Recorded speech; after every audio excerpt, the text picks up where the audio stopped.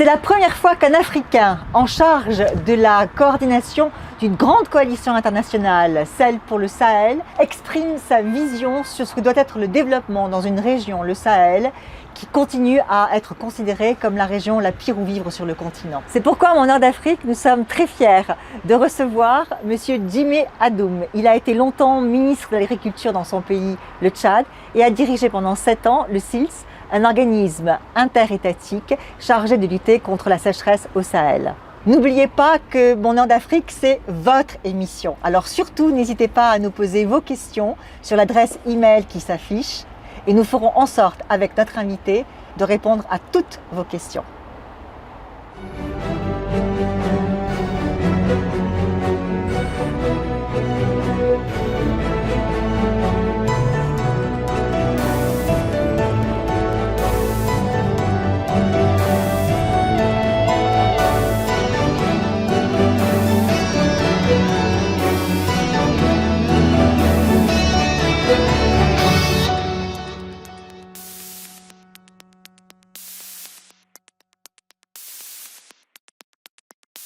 Monsieur Djimé Adoum, bonjour. Bonjour Christine, très heureux d'être avec vous. Ravi de vous accueillir à Paris, puisque vous venez de Bruxelles. Alors justement, c'est le 16 septembre que vous avez officiellement pris vos fonctions en tant que haut représentant de la coalition pour le Sahel. Avec votre équipe du secrétariat de la coalition, qui est basée à Bruxelles, donc, votre mission consiste à, je cite, faciliter la coordination et l'interaction entre les différentes dimensions de l'action internationale en appui des pays du G5 Sahel. Alors, nous y reviendrons plus en détail dans la deuxième partie de l'émission, mais d'ores et déjà, je voudrais rappeler que la coalition pour le Sahel a été créée à l'issue du sommet de Pau, donc le 12 janvier 2020, et a été réaffirmée lors du sommet de N'Djamena en février 2021 autour des 4 piliers dont nous allons discuter pendant cette première demi-heure: la stratégie militaire, la formation des armées des pays du Sahel, le retour de l'État et des administrations et surtout le développement donc, qui va nous occuper aujourd'hui pendant cette émission. Avec grand plaisir. Ce programme vous convient-il? Oui, absolument, tout à fait. Bon. Nous sommes heureux d'être ici et de parler de ce qui préoccupe donc le Sahel. Et effectivement, dans le cadre de la coalition, dans mon rôle de haut représentant de la coalition, créer des synergies de ressources pour effectivement venir en appui aux efforts qui sont déjà entrepris dans le Sahel. Si l'on en croit la flopée d'informations alarmantes qui proviennent chaque jour du Sahel, le développement ressemble à une mission impossible. Mais vous, qui êtes agronome de formation et avez été ministre de l'Agriculture dans votre pays, le Tchad, diriez-vous qu'il vaut mieux parler de bouteilles à moitié pleines ou bien de bouteilles à moitié vides lorsqu'on se réfère aux progrès accomplis ces dernières années par les États sahéliens? Oui, la question est le détail étant donné que beaucoup de connaissances existent dans le Sahel. Les vaillantes populations du Sahel ont produit des connaissances et il est question maintenant que nous puissions, si vous voulez, déployer des ressources suffisantes pour les rendre à l'échelle. L'idée ici, c'est de voir plus ou moins ces aides internationales, de les canaliser, d'appuyer la petite production. Mais vous serez quand même d'accord avec moi que le Sahel souffre un peu de sa mauvaise réputation. Moi, je ne suis pas ici pour magnifier plus ou moins ce qui ne va pas bien au Sahel. Mon rôle en tant que haut représentant, c'est de faire en sorte que tout doit aller au Sahel. Et donc moi, je vais puiser plus ou moins dans le réservoir de bonnes connaissances, de bonnes pratiques, et ensemble, nous allons pouvoir donc changer la donne, sortir un peu de notre zone de confort et mettre en œuvre des projets structurants qui vont aider donc la petite production et la moyenne et ainsi de suite. Et puis enfin, nous allons vers l'industrialisation de cet espace Sahel. Alors, je n'ai pas fini de vous présenter parce que, en plus d'avoir été ministre de l'Agriculture au Tchad, vous avez aussi dirigé pendant 7 ans le SILS, cet organisme donc interétatique qui est chargé de lutter contre la sécheresse dans le Sahel. À ce titre, vous avez réussi à mobiliser de nouveaux partenaires tels que la Banque mondiale, la Banque africaine de développement et la Banque interaméricaine de développement. Bravo! vous avez fait venir les Sud-Américains au Sahel, félicitations, qui ont depuis donc massivement investi dans le pastoralisme et l'irrigation au Sahel. Donc, idem en ce qui concerne l'USAID, l'Agence de développement américaine que vous avez fait venir, et encore, bien sûr, et surtout, l'Union européenne avec laquelle vous travaillez étroitement actuellement. Donc, tous ces bailleurs de fonds, vous les connaissez bien. On ne sait donc pas qu'on vous ait choisi pour le poste. Néanmoins, alors, je me posais la question de savoir, alors si le choix des chefs d'État du G5 Sahel est tout à fait approprié, et de la France, est-ce que vous avez étonné que ce choix se porte sur vous? Parce que, somme toute, nous avons passé les piliers en revue. Vous n'êtes pas un spécialiste de la lutte antiterroriste, que je sache. Merci beaucoup pour ces précisions. Effectivement, si on parle du SILS, c'est une institution vieille de 45 ans. Elle a fait ses preuves dans le contexte sahélo-ouest africain. Et donc, ça veut dire qu'elle a généré des connaissances, la science, la technologie, qu'elle a utilisées, si vous voulez, au service des populations. Et par rapport aux investissements, oui, nous avons réussi, nous étions chanceux, hein, c'est tout simplement ça. Nous étions chanceux de faire appel à nos amis, à la Banque mondiale, à la Banque africaine de développement, et nous avons aussi augmenté, si vous voulez, les inputs de l'Union européenne, de l'USAID, et ainsi de suite. Donc, fort de tous ces investissements, nous avons canalisé donc les efforts sur la résilience, c'est-à-dire l'adaptation au changement climatique. Naturellement, la Banque mondiale a investi dans le pastoralisme. Nous avons généré 120 milliards de francs CFA pour le pastoralisme, pour les 6 pays fondamentaux qui ont créé le SILS. Quand vous parliez un peu plus tôt, les défis sont énormes, tout à fait. Les défis sont énormes, mais les opportunités aussi sont assez nombreuses. Et nous allons donc pouvoir donc créer des synergies, augmenter davantage de ressources, mais mettre beaucoup l'accent sur la redevabilité. Il faudrait que la gestion de ces ressources-là va à l'endroit où elle doit aller. C'est-à-dire? C'est-à-dire qu'on ne va plus permettre aux uns et aux autres de dilapider ces ressources-là. On va avoir des mécanismes très étroits de suivi et d'évaluation et on va tenir pour comptable ceux qui ne font pas un bon travail.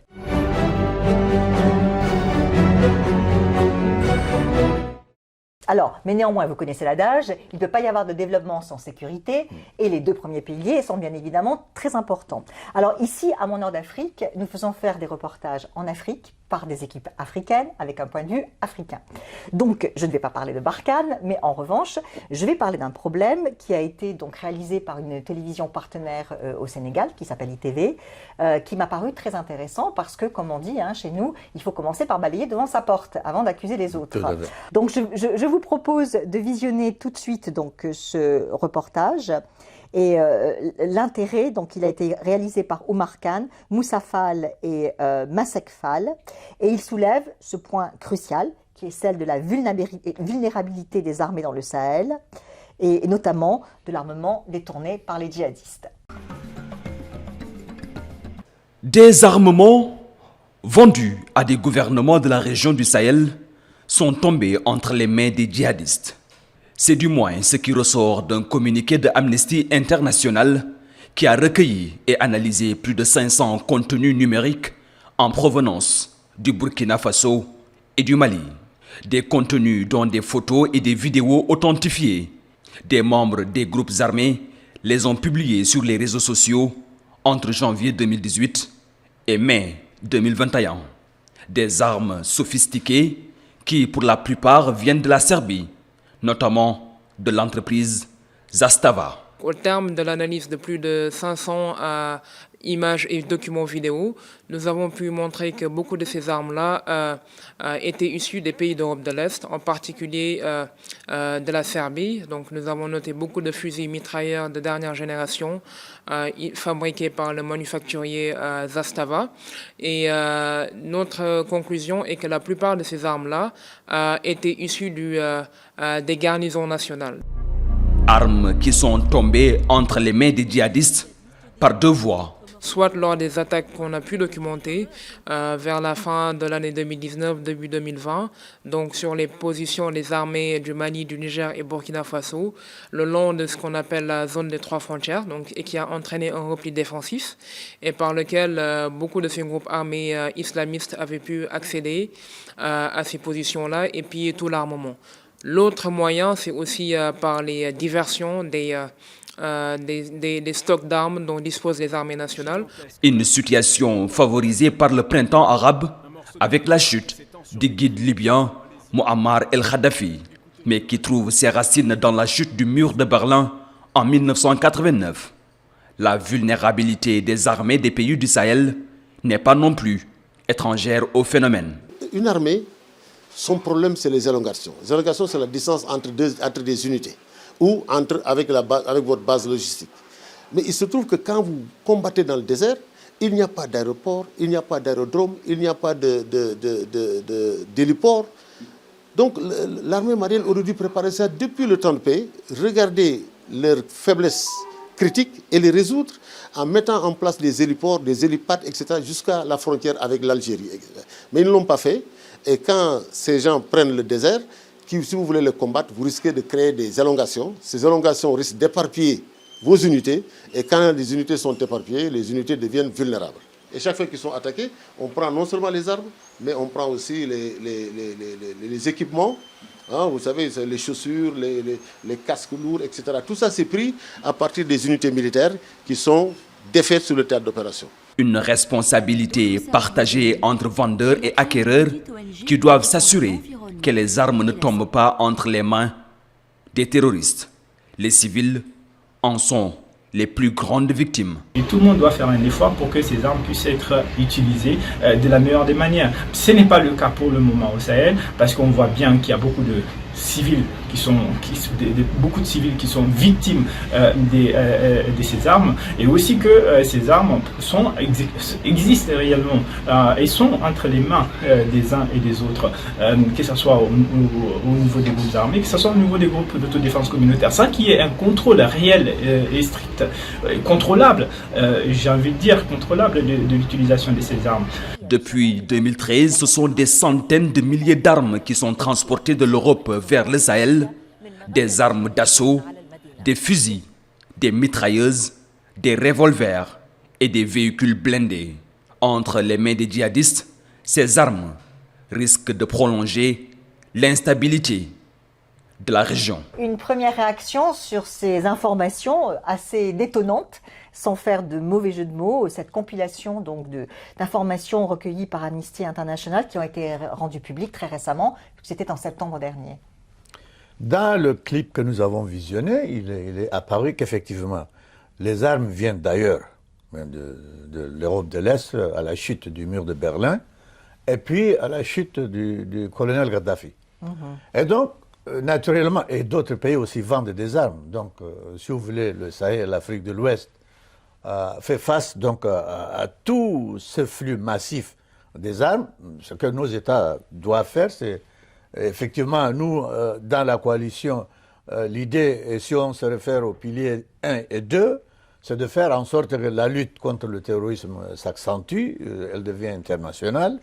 Le pilier 2, c'est le renforcement des capacités de nos forces armées, c'est la montée en puissance de nos forces armées, et nos États sont en train de faire des efforts pour faire en sorte que nous puissions contrôler, si vous voulez, ce flux massif des armes. Mais est-ce que vous partagez le point de vue de l'un des intervenants qui dit qu'il faudrait arrêter le commerce des armes avec les États du G5 Sahel? Moi, j'ai fait le tour du G5 Sahel. Je me suis entretenu avec leurs excellences, le président Bazoum, le président Kaboré. Je suis allé en Mauritanie, m'entretenu avec son excellence Al-Ghazouani. Et tout ce monde-là, tous ces présidents, se préoccupent bel et bien du phénomène qui sévit dans le G5 Sahel. Et ils sont d'accord pour renoncer à acheter des armes aux Occidentaux? La question, c'est de faire en sorte que nous puissions arrêter la destruction dans notre espace du G5 Sahel. On ne peut pas empêcher, si vous voulez, les États d'acheter des armes parce qu'ils doivent se défendre, mais pas permettre aux bandits et aux terroristes de circuler librement dans notre espace. Ils se servent, c'est le butin de guerre. Oui, les djihadistes se servent un peu sur la bête quand les... Donc nous allons faire de sorte que les djihadistes, nous allons lutter contre eux, les mettre hors d'état de nuire, et c'est là où l'appui de la communauté internationale, et d'ailleurs quand la force Barkhane a été rééquilibrée un tout petit peu, c'est la rendre un peu internationale, plus internationale, d'autres termes, et avec les forces Takuba et les autres appuis, le renseignement, la formation et la logistique, nous devons pouvoir donc prendre en charge ces questions qui vont nous permettre à la fois de vaincre le terrorisme et d'arrêter ce phénomène de libre circulation.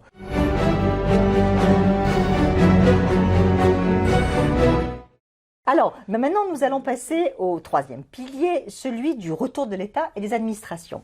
Alors, pour ce sujet, je voulais vous proposer donc un reportage qui nous vient cette fois-ci du Niger et sur lequel, en général, on se penche pas trop. C'est un sujet sur les réfugiés et les personnes déplacées. On a plutôt tendance de parler de l'immigration clandestine vers l'Europe, mais jamais ce qui est quand même la réalité de nos États, c'est-à-dire des déplacements de population massifs entre États du G5 Sahel. Donc le Niger est considéré comme une plaque tournante de l'immigration clandestine vers l'Europe à cause de sa proximité avec la Libye. Pourtant, l'État nigérien n'a pas baissé les bras face à cette insécurité grandissante, comme l'atteste le reportage que je vais vous faire visionner à l'instant. Il a été d'ailleurs réalisé en collaboration avec l'École supérieure privée de journalisme et de communication du Niger par Idrissa Ousseini et Ibrahim Ousmane. Le nombre de personnes déplacées et de réfugiés n'a cessé d'augmenter ces dernières années. Au Niger, cette situation d'insécurité permanente due au conflit armé avait pourtant trouvé un début de résolution pacifique. Mais la chute de Mohamed Kadhafi en Libye a compliqué la donne pour la haute autorité à la construction de la paix, en provoquant un afflux d'anciens combattants. Avec le temps, on s'était rendu compte que l'activité vraiment a des impacts négatifs parce que dans ce transport, il y a beaucoup de trafic, que ce soit d'armes, de la drogue et de beaucoup de choses. Et l'État était obligé de prendre une loi, la 2015-36, pour criminaliser cette activité. Et la HACP, évidemment, en collaboration avec un certain nombre d'organismes et les institutions, évidemment, qui s'occupent de ces questions de migration, pour essayer de reconvertir ces gens vers d'autres activités. Au siège de l'Agence des Nations Unies pour les réfugiés à Niamey, on reconnaît que la situation s'est dégradée ces dernières années avec de plus en plus de personnes déplacées, mais que la réponse du Niger a été à la hauteur tant sur le plan humanitaire que sur le plan sécuritaire. Pour son chargé de relations extérieures, la politique volontariste et généreuse du Niger à l'égard des réfugiés est à saluer. Pourtant, même si le Niger parvient à endiguer la pression migratoire due aux attaques terroristes, ses besoins restent immenses. Le Sahel connaît une crise multidimensionnelle inédite, situation assez rapide, et c'est sûr que si on prend la situation du Burkina Faso, du Mali, du Niger, sur ces trois pays, on a vu en très peu de temps le nombre de personnes déplacées internes, de réfugiés, augmenter considérablement. Et ce qui est sûr, c'est que nos moyens pour répondre à cette situation sont insuffisants. Je prends rien que pour le Niger. À ce jour, nous avons sur les 110 millions de dollars dont nous avons besoin pour être à la hauteur de la réponse, on n'en a seulement financé que 56% pour 2021. La gravité de la crise multidimensionnelle dans le Sahel ne suscite pas une attention à la hauteur de cette situation. Ça, c'est une évidence.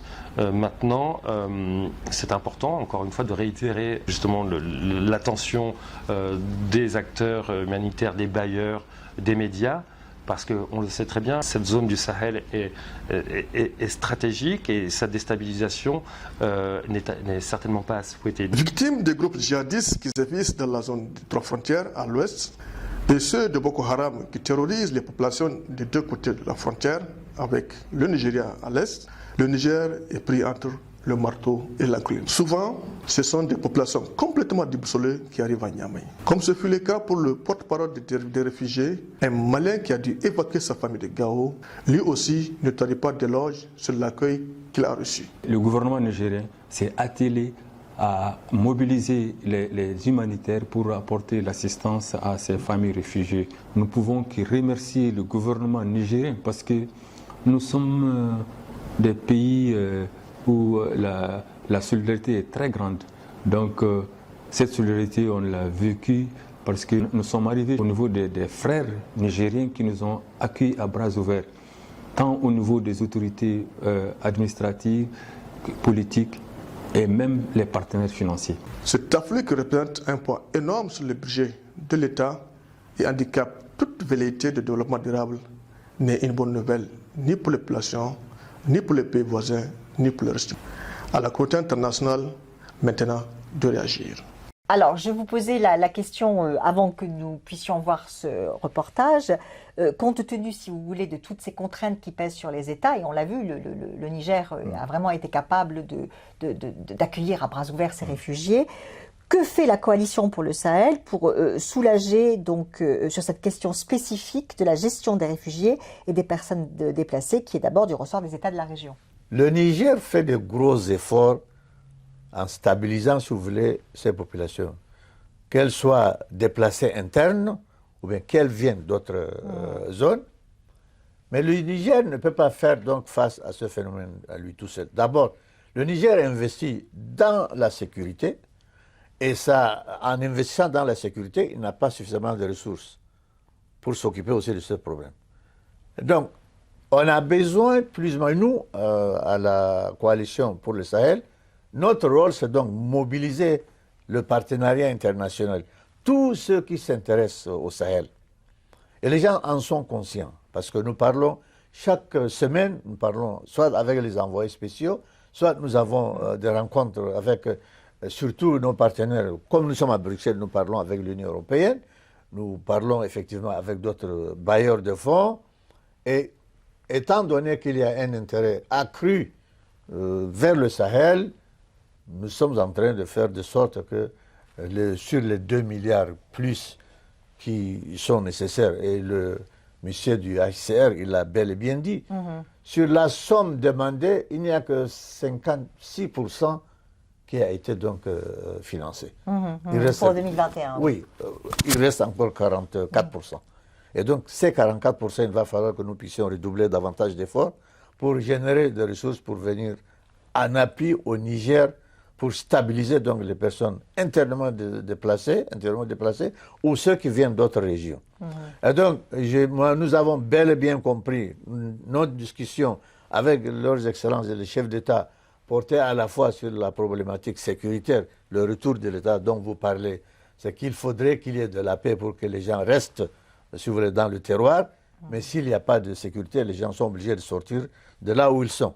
En tout état de cause. En résumé, le problème est bien compris, la coalition est en train de redoubler d'efforts, les partenaires sont bien conscients, et ce n'est pas business as usual qui va nous aider à sortir de là où nous sommes, mais de gros efforts sont en train d'être déployés. On parle maintenant de fermeture de camps du fait de la présence des djihadistes. Dans ces conditions, comment la coalition pour le Sahel peut-elle aider le Niger et les autres États du G5 Sahel, qui ont eux aussi donc subissent de plein fouet le déplacement des populations du fait de cette insécurité? Donc comment est-ce que vous pouvez aider, notamment le Burkina Faso, le Mali, mais votre pays, le Tchad, ainsi que la Mauritanie, sur ces questions spécifiques? Les questions spécifiques, nous disons tout simplement, pour le moment, dans le pilier 4, il y a, c'est là où se trouve l'Alliance Sahel, qui fait partie de la coalition. Là, il y a 2 milliards d'euros pour le projet. Et donc, je pense qu'on regarde plus ou moins les lignes. Et on regarde les lignes. Et puis, on peut déplacer, on va d'une ligne à une autre, pour prendre en charge la question la plus immédiate. Le cas du Niger, il y a des réfugiés, le nombre augmente dans les pays du G5 Sahel. Si nous ne faisons pas attention, nous allons aller jusqu'à 27, je crois, millions de réfugiés, famines, et ainsi de suite. Il faut regarder les lignes pour déplacer des sommes susceptibles donc de nous aider à répondre aux plus urgents. Et puis on va... Donc ce sera une aide aux États? Oui, c'est une aide aux États, étant donné que tous ces bailleurs-là, les 24 pays membres de l'Alliance Sahel sont là, ils sont très actifs dans les États du G5 Sahel.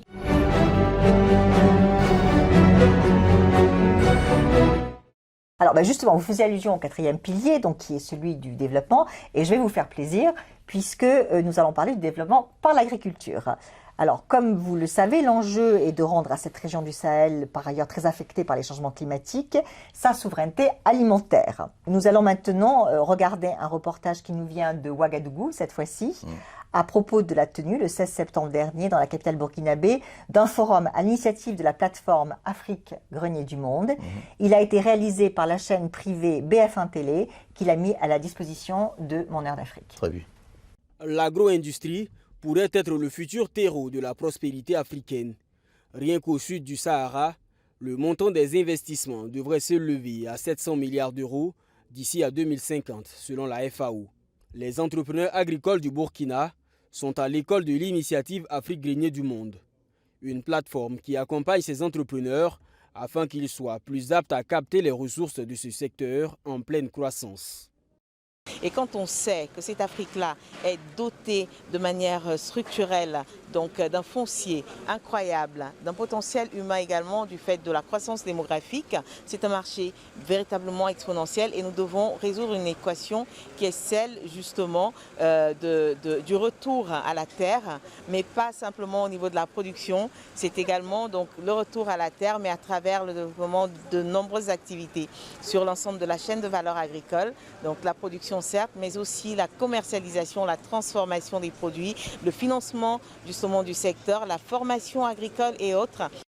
Le secteur de l'agrobusiness est très concurrentiel et pour que les produits des entrepreneurs agricoles africains soient plus compétitifs, certains outils sont plus que nécessaires. Le digital est aujourd'hui incontournable. Le e-branding, c'est naturellement, on va dire, la stratégie qui consiste en fait à utiliser les leviers du digital pour développer sa marque. Pour les participants, ce forum est en tout point bénéfique. Il leur a permis d'apprendre davantage sur les technologies qui peuvent booster leurs activités. J'utilise la technologie pour travailler, sensibiliser le public et en présentiel. Donc cela m'a motivé de venir suivre ce forum qui est encore dans le domaine de la technologie agricole, qui va encore nous aider à appuyer notre système de production alimentaire et ça va vraiment améliorer et augmenter notre production. C'est tout ce qui m'a donné confiance et j'ai cru en la technologie car moi-même je suis dedans. Les entrepreneurs présents à ce forum se disent davantage motivés pour mieux positionner leurs activités et participer à l'essor économique du Burkina Faso et de l'Afrique tout entière. Alors, une réaction? C'est un grand plaisir de voir ces jeunes-là s'engager dans le processus de transformation de notre agriculture. Je pense que le développement de notre zone, le Sahel et l'Afrique de l'Ouest, passe inexorablement par la modernisation de nos secteurs de production. Nous avons l'agro, sylvo, pastoral et halieutique, et à cela s'ajoutent les marchés. Les marchés parce que dans le périmètre UEMOA, SIL, CEDEAO, ici dans les 17 pays que font le 6 l'UEMOA et la CEDEAO, les gens n'échangent pas de manière très productive. En d'autres termes, les matières premières vont ailleurs, transformer et reviennent. Si vous voulez, dans la zone, on ne commerce qu'à peine 12, 13, 14%, on ne crée pas de richesse, on ne crée pas de l'emploi. Donc, il faudrait que le public, le secteur public, se mette rapidement à l'évidence que sans une politique incitative, il ne peut pas y avoir des investissements. Il faut ouvrir les frontières, il faut que ça circule, il faut qu'on commerce jusqu'à 20-25%, dans un premier temps. Et fort heureusement, à Niamey, donc tout récemment, il y a un an, la ZLECA va bientôt entrer donc, si vous voulez, en fonction. Ça permet donc à la région d'ouvrir ses marchés entre les pays. Donc, vous êtes favorable à ce que les nouvelles technologies aident le développement agricole? Mais oui, bien sûr, c'est-à-dire, disons, il fut un moment où on a besoin de beaucoup de vulgarisateurs pour transférer les connaissances aux producteurs. Mais on a les TIC qui sont là. On peut poser, si vous voulez, un serveur quelque part, même sans connexion Internet, et avoir accès aux données. Et donc, la teneur en humus ou bien en humidité du sol, s'il y a des maladies. En d'autres termes, toute la chaîne, de la production jusqu'à la commercialisation, va bénéficier, doit bénéficier. Dans d'autres pays, c'est déjà fait. Mais tout cela suppose des investissements. Et d'ailleurs, la FAO parle de 700 milliards d'euros d'investissement dans l'agriculture en Afrique d'ici à 2050. Donc, est-ce que vous pensez que c'est réalisable, 700 milliards d'euros? Maintenant, il faut déterminer, par rapport au chiffre 700 milliards d'euros, la capacité d'absorption, n'est-ce pas, de ceux qui sont dans la production agro-silvopastorale et halieutique. Il ne faut pas qu'on oublie la petite production. La production familiale dans cette zone-là, elle est extrêmement importante. Et là, on parle d'agro-industrie. Oui, oui, d'accord, mais on peut industrialiser aussi la petite production. Bien sûr, mais vous ne répondez pas à ma question. 700 milliards, alors bien sûr, c'est d'ici à 2050. Quand on peine à trouver 20 milliards, est-ce que c'est réalisable? Investir 700 milliards d'euros dans l'agriculture en Afrique, alors que jusqu'à présent, elle a été complètement sous-financée? On prend les 700 milliards, on les divise par 20 à l'échelle annuelle. On regarde les producteurs qui sont en train de faire, et si on prend l'éthique, au lieu que, si vous voulez, on a des vulgarisateurs, on a un petit satellite par-ci, on a un drone par-là, mais on achète, donc je pense que 700 milliards divisé par 20 sur les 17 pays de l'espace, mais surtout focaliser les efforts sur les G5 Sahel, ce n'est pas énormément beaucoup d'argent. Donc c'est réalisable. C'est réalisable.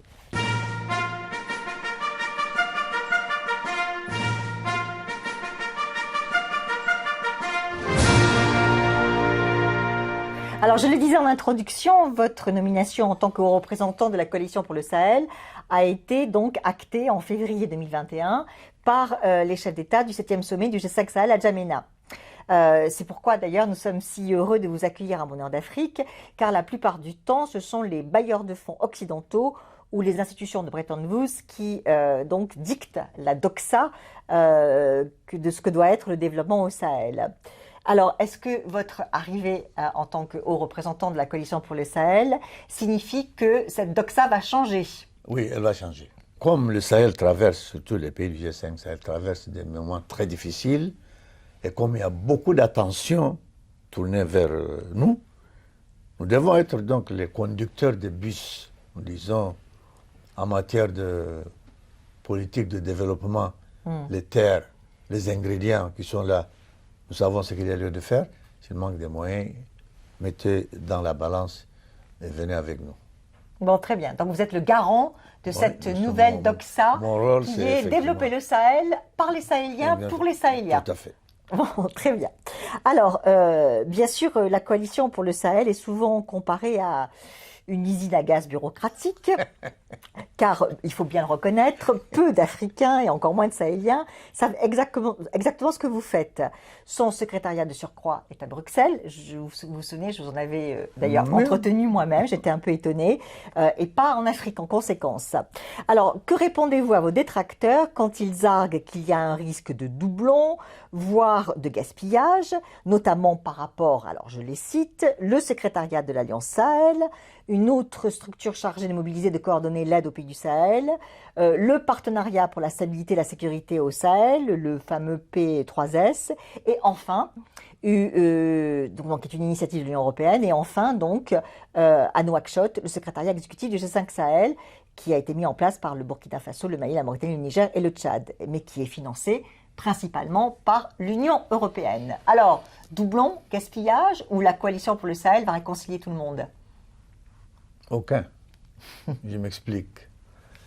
Les chefs d'État et leurs partenaires ont décidé de créer cette coalition, c'est justement pour fédérer toutes ces énergies. Deuxième chose, ils ont décidé de placer la coalition à Bruxelles, parce que c'est là où trouve le plus grand nombre de bailleurs, de donateurs. Ce n'est pas seulement les Européens, les Canadiens, les Américains, on va Chinois, Japonais et Africains. Troisième chose, c'est qu'effectivement, nous travaillons très étroitement avec les institutions que vous avez citées. Le premier rôle qui nous a été assigné, c'est de faire en sorte que ces variances-là disparaissent. Et là, nous travaillons en Trinité à Bruxelles. Donc moi, en tant que haut représentant donc, de la coalition pour le Sahel, mon rôle, c'est dans un premier temps huiler, n'est-ce pas, réduire les variances suffisamment pour que tout le monde ait la confiance qu'il n'y a pas de doublon, je ne fais pas le travail des autres, chacun, en ce qui le concerne, mène à très bien sa responsabilité. La valeur ajoutée, effectivement, au début, c'est des questions que les gens se posent, c'est tout à fait normal. La création même de la coalition est une innovation. Et quand il est question d'innover, les gens se posent des questions. Et donc c'est mon rôle de régler tout ça.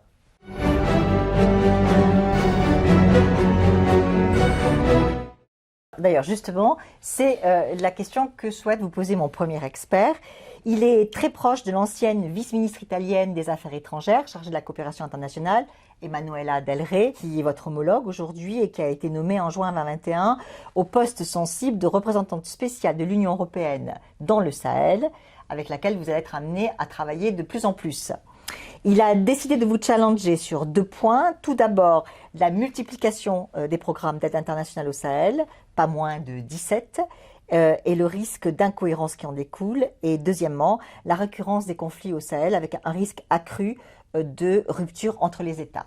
On l'écoute. Je suis Emmanuel Dupuis, je préside l'Institut Prospective et Sécurité en Europe, qui est un think tank, un laboratoire d'études qui travaille sur les questions européennes, africaines et donc hors-africaines. Donc c'est pour ça que le regard que j'ai aujourd'hui est un regard à la fois basé sur mon expérience de l'implication des acteurs internationaux et singulièrement de l'Union européenne sur le continent africain. Donc j'aurais une question pour vous, Monsieur Adoum, en me félicitant de votre nomination donc, comme secrétaire général de la coalition Sahel. Comme la présentation a été faite, il y a pourtant déjà 17 programmes, projets, implications de la communauté internationale, des organisations internationales, l'ONU, l'Union européenne, à travers sa stratégie Sahel de 2011. J'en profite d'ailleurs pour me réjouir que vous ayez pu rencontrer Emanuela Del Re, nouvellement nommée représentante spéciale de l'Union européenne pour le Sahel, programme également de l'Union africaine, de la CEDEAO, de la CENSAD, bref, une accumulation de programmes. J'aurais donc 2 questions simples à vous poser, Monsieur Adoum.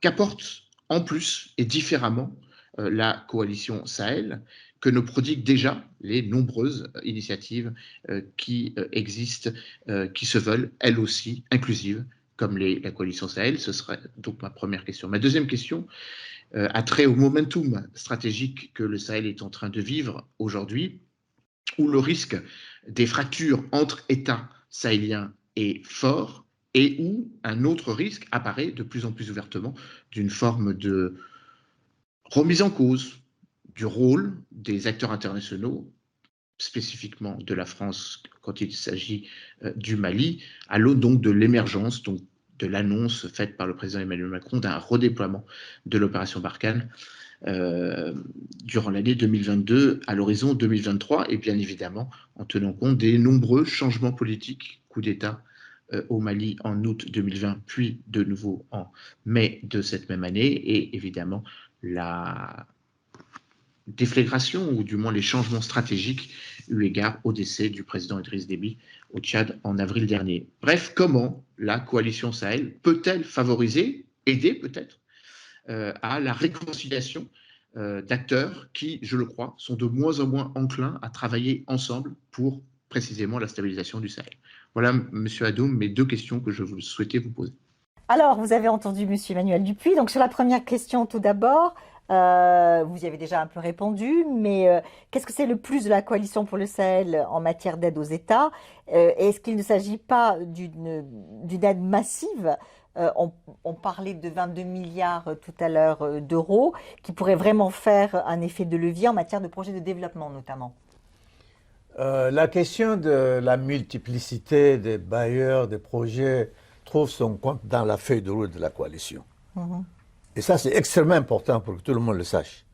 Depuis le communiqué final de N'Djamena de février 2021, nous avons développé donc cette feuille de route. C'est un outil dans lequel tout le monde a fait du buy-in.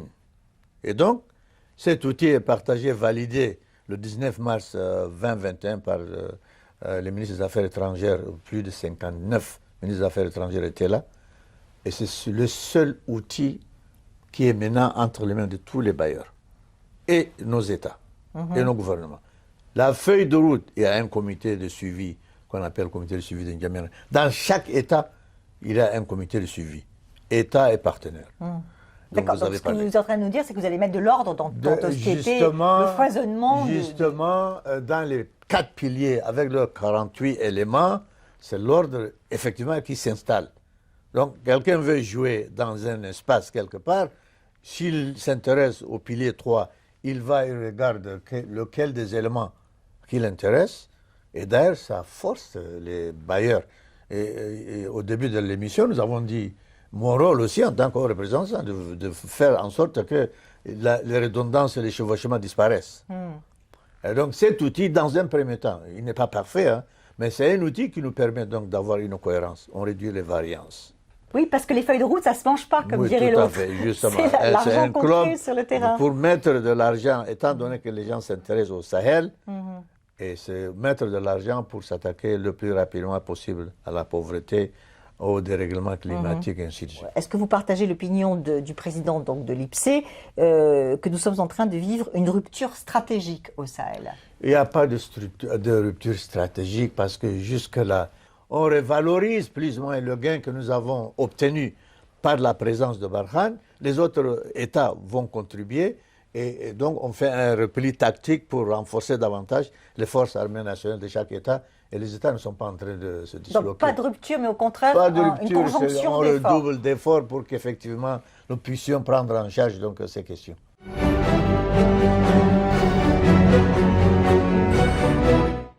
Après donc la discussion sur l'aide aux États, j'ai demandé à une spécialiste des questions bancaires et financières internationales de vous challenger sur l'aide aux populations. Elle est directeur en sciences économiques, enseigne à l'Université Paris 2 le droit des affaires des pays arabes et conseille l'OCDE sur la promotion de l'accès au financement des femmes entrepreneurs arabe. Et elle conseille à ce titre donc dans la région MENA.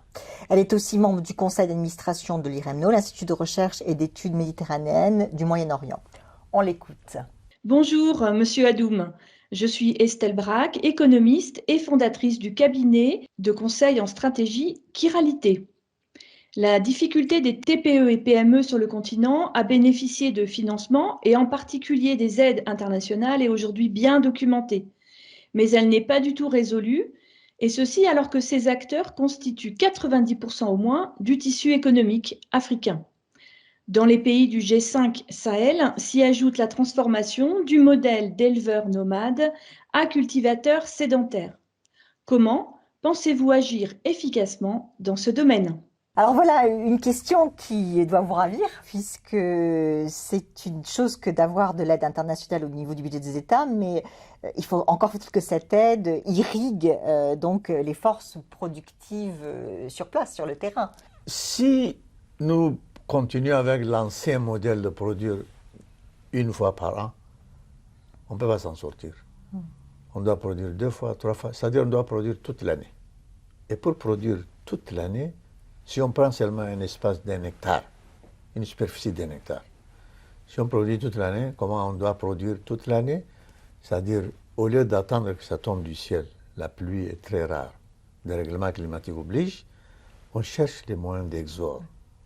Que ce soit on tire l'eau du puits, d'un fleuve, ou bien on la, quand les pluies tombent de manière très abusive, on fait un captage d'eau, et qu'on utilise deuxième saison, on appelle ça contre-saison. Deuxième saison de production, troisième, ainsi de suite. Et donc, ce sont les petits producteurs qui vont avoir l'opportunité de produire sur la ferme. Mais la coalition pour le Sahel semble tellement être loin. Est-ce que vous allez vous occuper de ces gens-là? Oui, madame, non, nous ne sommes pas loin. Nous ne sommes absolument pas du tout loin. Et si nous ne démarrons pas, si ce tissu-là, fondamental ne démarre pas, si la petite unité de production ne devient pas une unité de transformation et créer des richesses et de l'emploi, c'est que nous avons failli à cette responsabilité. Donc, et vous assurez que ça aille aux populations, pas qu'aux États. Oui, bien sûr. Non, comment vous allez faire? Vous allez court-circuiter les États pour arriver jusqu'aux populations? Non, je ne peux pas court-circuiter les États parce que c'est eux le garant, si vous voulez, donc, de ce pouvoir public. Mais je travaille avec les États. Les États aussi sont sous pression. On parlait un peu plus tôt du fait que les ressources ne sont pas suffisantes pour s'occuper du problème des réfugiés, tout comme le problème sécuritaire et le problème de développement.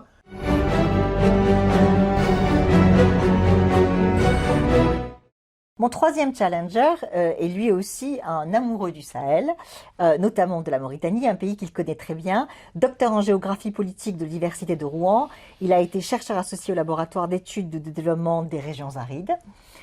Aujourd'hui, il dirige le Centre Afrique subsaharienne de l'IFRI et enseigne à l'Institut d'études politiques de Lille ainsi qu'à l'Institut supérieur technique d'outre-mer. Bonjour, Monsieur Djimé Adoum. Je suis Alain Antil, je suis directeur du Centre Afrique subsaharienne de l'Institut français des relations internationales et j'avais 2 questions pour vous. Depuis une quinzaine d'années, on a assisté au Sahel à une multiplication de distribution de permis de prospection miniers pétroliers. Si quelques-uns ont abouti à des découvertes et des exploitations, un grand nombre sont restés en sommeil du fait même de la qualité très douteuse des entreprises ayant reçu ces permis. Comment faire pour remédier à la gouvernance erratique de ce secteur? La deuxième question, c'est d'une manière plus générale, puisque l'on sait que l'un des plus forts blocages du développement des économies sahéliennes est la forte corruption enregistrée dans ces pays. Comment faire pour parvenir à réduire le phénomène au Sahel? Je vous remercie.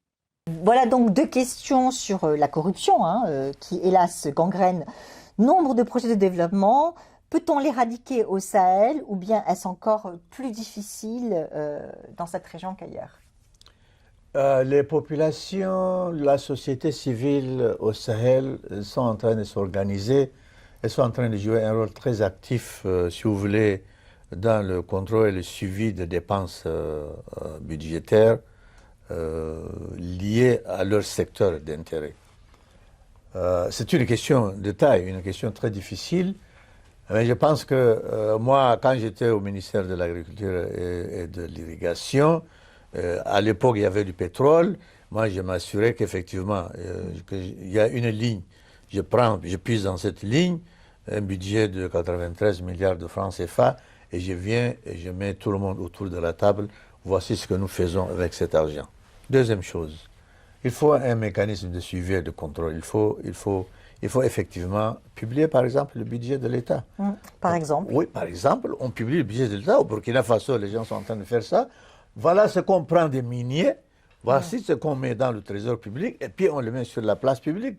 On ne peut pas à la fois avoir des ressources minières, n'est-ce pas, qui génèrent de l'argent, qu'on investisse, qu'on dénature, si vous voulez, l'environnement dans lequel ces entreprises sont en train de travailler, sans pour autant les tenir pour responsables, et l'État, pour que des objectifs initialement confinés dans le cahier des charges soient financés. Et puis la population ne veut que ça. Nous, au Sahel, nous allons changer, ce n'est pas business as usual.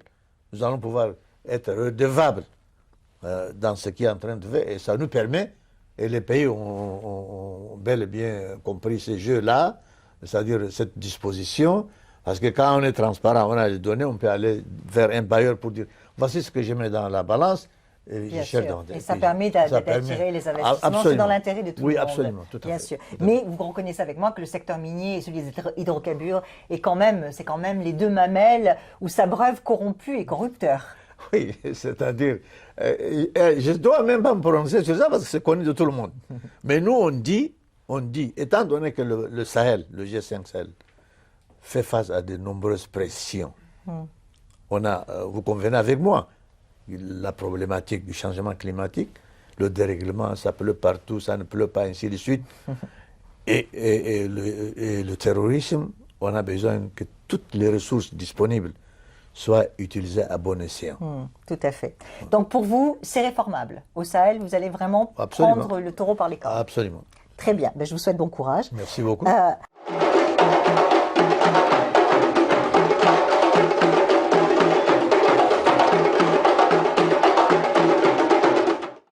Nous nous voilà arrivés au terme de cette émission. Normalement, à ce stade, je devrais vous demander comment vous voyez évoluer la relation entre la France et l'Afrique, puisque c'est le but de cette rubrique de fin qui s'appelle Honni ou Béni.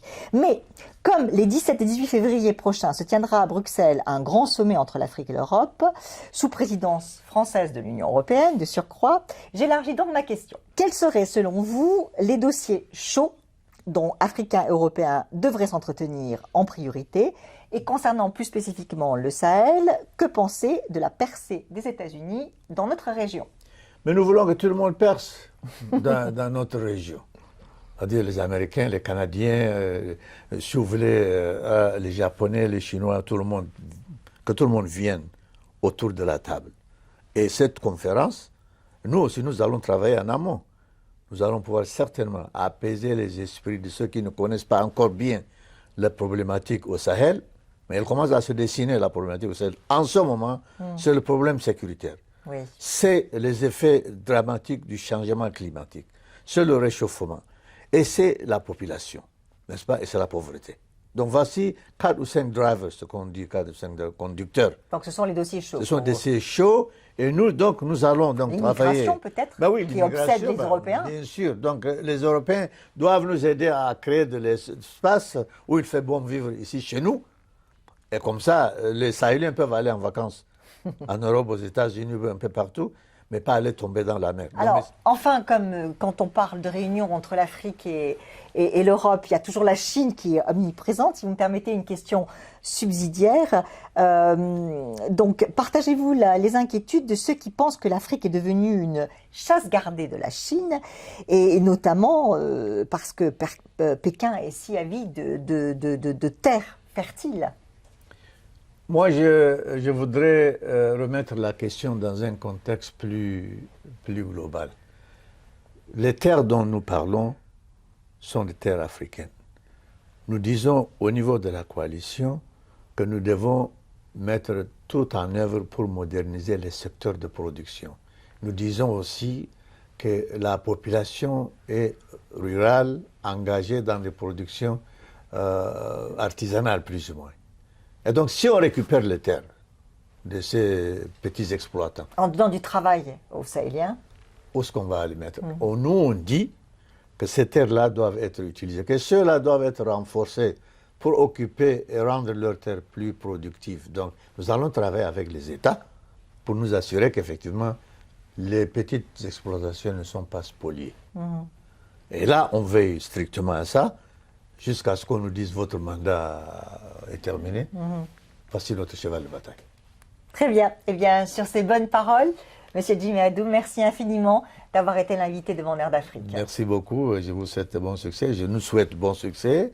Et je dis aux Sahéliens qu'effectivement, les défis sont énormes, mais il faudrait qu'on démontre la suffisance aux uns et aux autres, ceux qui veulent nous aider, que nous avons pris en charge. Donc, c'est une question très difficile et nous allons piloter dans le bus. Très bien, bonne chance. Merci beaucoup. Thank you.